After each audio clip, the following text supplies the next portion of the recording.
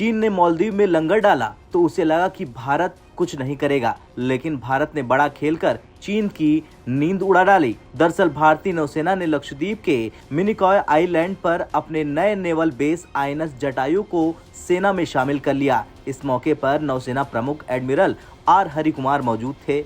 इस नौसैनिक बेस से पाकिस्तान, मालदीव और चीन की हरकतों पर नजर तो रखी जा सकेगी, इसके अलावा इस बेस से समुद्री लुटेरों पर भी तेजी से लगाम कसी जा सकेगी। साथ ही भारतीय समुद्री इलाके में चीन की गतिविधियों पर विराम लगेगा। चलिए अब जानते हैं इस नेवल बेस की खासियत।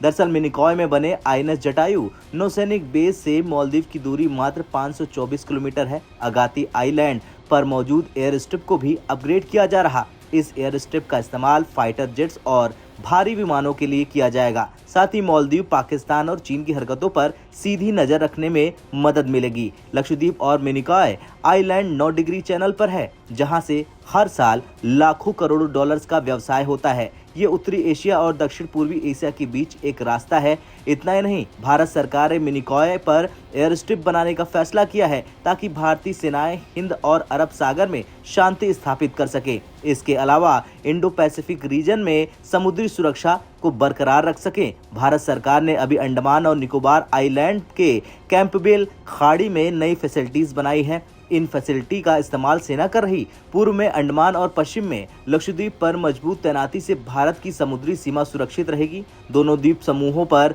पर्यटन भी बढ़ेगा। लोग यहां घूमते समय सुरक्षित महसूस करेंगे। मिनिकॉय में नौसैनिक बेस बनते ही इस इलाके के आसपास चीन की नौसेना पर नजर रखना आसान हो जाएगा, क्योंकि अब यहां पर फाइटर जेट, युद्धपोत और अन्य प्रकार के जंगी जहाजों का बेड़ा तैनात हो सकता है। जो व्यावसायिक जहाज सुएज कनाल और पारस की खाड़ी की तरफ जाते हैं, उन्हें 9 डिग्री चैनल यानी लक्षद्वीप और मिनिकॉय वाले रूट से जाना होता है। किसी जहाज को सुंदा और लोम्बक की खाड़ी की तरफ जाना होता है तो उसे 10 डिग्री चैनल यानी अंडमान और निकोबार द्वीप समूह के पास से गुजरना होगा। ऐसे में दोनों जगहों पर मजबूत सुरक्षा और निगरानी दस्ता होना चाहिए, जो जरूरत पड़ने पर दुश्मनों को मुंहतोड़ जवाब दे सके, साथ ही आसपास के इलाके में शांति बनाए रखे।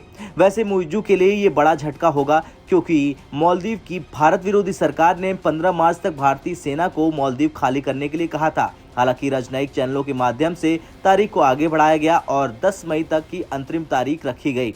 मालदीव भी इसके लिए तैयार था, लेकिन वो नहीं जानता ये तारीख भारत सरकार ने अपने अधूरे कार्यों को पूरा करने के लिए बढ़वाई है। इतने वक्त में भारत मालदीव को पटकनी देने के लिए कुछ भी कर सकता है, जिसका एक भाग लक्षद्वीप में भारतीय नौसेना द्वारा बनाए जाने वाला ये बेस भी होगा। खैर, जिस तरह से अब भारत ने चीन और उसके प्यादे मुइज़्ज़ू को बता दिया कि चाल कैसी भी हो, भारत हर बार दुश्मनों को पटक कर ही दम लेता है। अब आपका क्या कुछ कहना है आईएनएस जटायु को लेकर, कमेंट कर जरूर बताएं। ब्यूरो रिपोर्ट, भारत तक।